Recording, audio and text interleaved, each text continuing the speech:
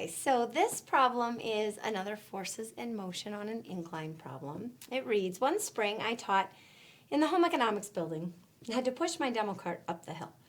The coefficient of kinetic friction between the cart and the hill is 0.31, and the hill is 10 meters long and angled at 30 degrees with respect to the horizontal. When I had a lot of demos, my cart had a mass of 23 kilograms. I can only push the cart with a maximum force of 250 newtons. I push at an angle of 10 degrees with respect to earth horizontal. If I start from rest after overcoming static friction, how long will it take me to get up the hill? All right. So lots of information going on here. Let's sort of draw a picture and see what we've got in terms of how this looks. So we're told that the hill is angled at 30 degrees. That is a steep 30 degrees. We're told that the hill is angled at 30 degrees. So there we go. There's our 30 degrees. Here's the cart. I'm pushing at an angle of 10 degrees, and that's a positive 10 degrees. So 10 degrees with respect to the horizontal. So imagine I'm sort of pushing up at 10 degrees. We'll draw it on this side. So here's horizontal. There's 10 degrees. Okay, I'm pushing with 10 degrees with respect to the horizontal. That is not 10 degrees. I'm having a rough time with my angle drawings today. In my previous recording, I had the same issue. It's very narrow, 10 degrees. I can push with a maximum of 250 newtons on this cart. And the mass of the cart, we said, is 23 kilograms. All right. We also know that the length of the hill is 10 meters long. Okay. So the question is, how fast can I get up that hill? Well, with any problem, we always have to examine what is my object of interest. So here's my object. And we're interested in that cart, right? Now, this problem is asking about time. So that's kinematics. So we need to identify, okay, when do I start carrying and when do I stop carrying? So what defines my initial start? Well, it's when I overcome that static friction and start moving. So we'll call that. And we know that we're accelerating, okay? So we're overcoming static friction. We're starting at 0 meters per second. We're going to speed up as I push this cart along the hill. And when do we stop carrying? Well, it's when I reach the top, right? And we know that that is 10 meters long. All right. So I've drawn my picture. I do have to define the origin. So I'm not really showing a great bottom of the hill here, but let's just define the origin here at x equal to 0. And we know the top is going to be up there at 10 meters. So we're going to make our list. Now, why am I only looking at a single dimension? Well, I mean, after all, it's moving up and to the right. But if I think about my whole coordinate system rotating along the line of the slope, then I'm only moving along the slope, which is one dimension.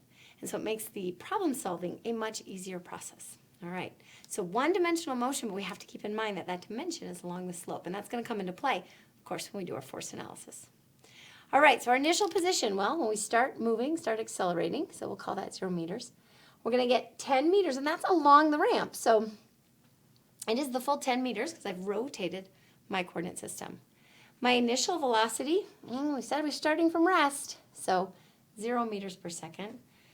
I don't know my final velocity once I hit the top of the ramp. I don't know my acceleration, and I don't know my time. Okay? So I don't know any of those bottom 3 players of motion. Now, the problem asks, how long will it take me to get to the top? Okay, well, that's a time interest. I am interested in the time. If I know initial and final position, I might think about using the equation that talks about position and includes time, because that, of course, is what I want to know.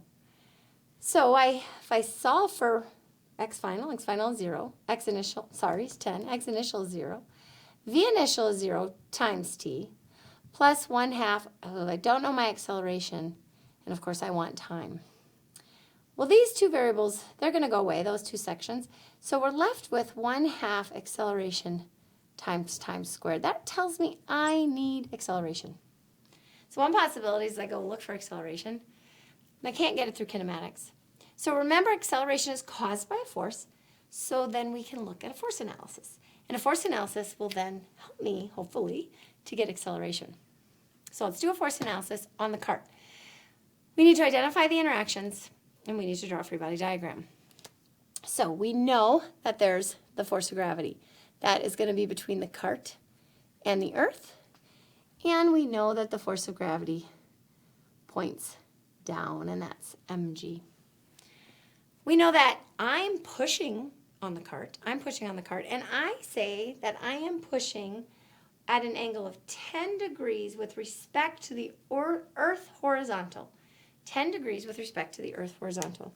So here's my earth horizontal. And so I'm, whoops, I don't want to use that color. I'm pushing with 10 degrees, 250 newtons. Okay, it's probably a longer arrow if I'm going to be a little more accurate with my free body diagrams. It's a bigger arrow than that. All right, so the force of the push is between the cart and me. We do know that the cart is interacting with the ground, the slope, the hill. So between the cart and the hill, we have an interaction just by purely the fact that it's sitting on that hill. Now, to get a more accurate representation of where that is always perpendicular to the surface, we know that the surface is at 30 degrees.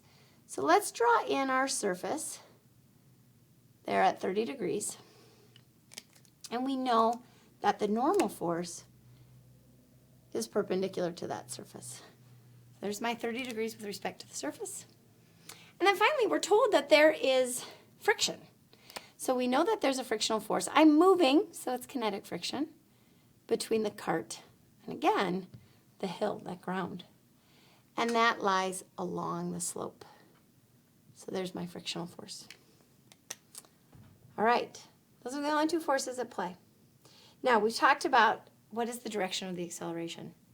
Well, we know that the direction of the acceleration is in line with the hill because we've identified that coordinate system and its one-dimensional motion behavior. So that acceleration is going to be in the direction of the ramp. And so we're going to want to rotate our coordinate system to be in that direction. All right, so when we do that, we need to appreciate that if this is our new horizontal, there is our new vertical. So this is horizontal prime and vertical prime. Okay, so I'm going to use pink. Let's label all of our forces and separate them into their horizontal prime and vertical prime components. So force number 1, that's our force of gravity. We know that it's got a component in the direction of our horizontal prime. If we think about the force of gravity being normally this way and I tilt my ramp, we know that this angle here is our 30 degrees. So horizontally, we're opposite. We're also pointing to the left. We have minus mg sine of 30 degrees. We're also in the downward direction, so we're going to be explicit since I'm using this internal angle, minus mg cosine of 30 degrees. All right, those are the components of the force with respect to the new horizontal and vertical primes. Force number 2 is my push, which is 10 degrees horizontally, but I'm at with respect to the earth, but I'm at an angle of 30 degrees. So if we were horizontal, as I rotate through 30 degrees, the difference between these two is 20 degrees. So I have a 20 degree angle between my push force and the slope. Horizontally, that's going to be 250 times the adjacent, the cosine, and it's below the horizontal, so it's a negative 20. And vertically, 250 times the sine of negative 20. Force number 3, well, that's in line with my vertical prime, so there's no horizontal component. Of course, we have a positive vertical component. And force number 4 is my frictional force, and it's in the negative direction. So I have minus friction, which we know is minus mu n. And there's nothing vertical. So these are all the forces as they relate to the prime axes, my new horizontal and vertical. Right? The next step is to apply Newton's second law and identify which direction we have an acceleration, which is in our horizontal direction, and vertically, we know that acceleration is 0. Good. So applying Newton's second law, I'm going to give myself a little bit more space because it gets a little long. I'm going to add these up horizontally. So the sum of the forces horizontally is equal to minus mg sine of 30 plus 250 cosine of minus 20 minus mu sub k times the normal force. And I know that equals the mass times the acceleration in the horizontal direction. So let me just simplify this, get some numbers in there, and then we won't have so much space being taken up. We certainly could solve it algebraically first. This is my tendency. So 23 times 9.8 times the sine of 30 is minus 112.7.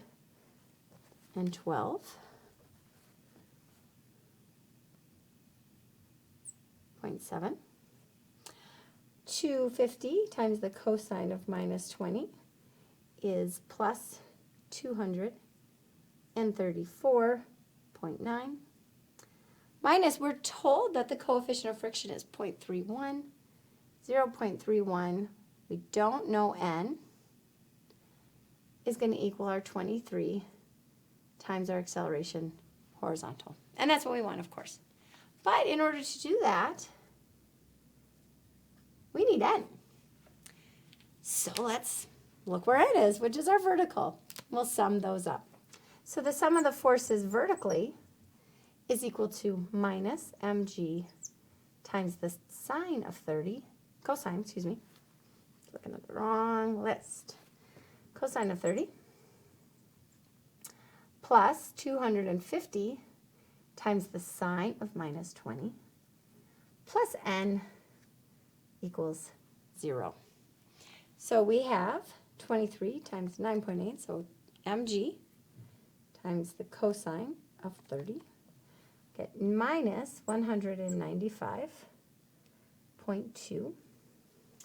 250 is the sine of minus 20 minus 85.5 plus n equals 0, and we find that n is equal to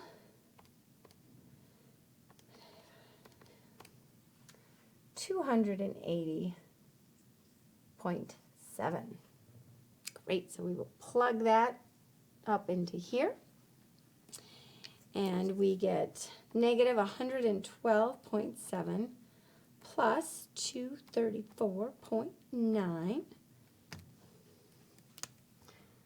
So that is 122.2 minus, now we're going to use our n, 0.31 times 280.7 minus 87.017 is equal to 23 times our acceleration. So 122.2 minus 87.017 is 35.183 is equal to 23 a sub h, and we're going to divide that 35.183 by 23, and we get 1.53 equals our acceleration horizontally from our force analysis. So we are going to plug that up in here for our solution for time. So we have 10 is equal to 1/2 1.53 t squared.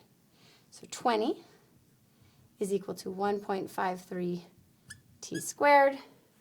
20 divided by 1.53 is 13.07 is equal to t squared. Square root of that answer, and we get t is equal to 3.62 seconds.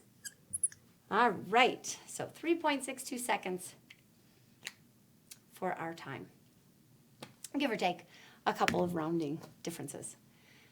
All right, so this whole process, lots of work, lots of fun. We have to recognize what our situation looks like. We have to recognize our object, what we're interested in, kinematics or forces. We're interested in the motion, so let's attack it like a motion problem.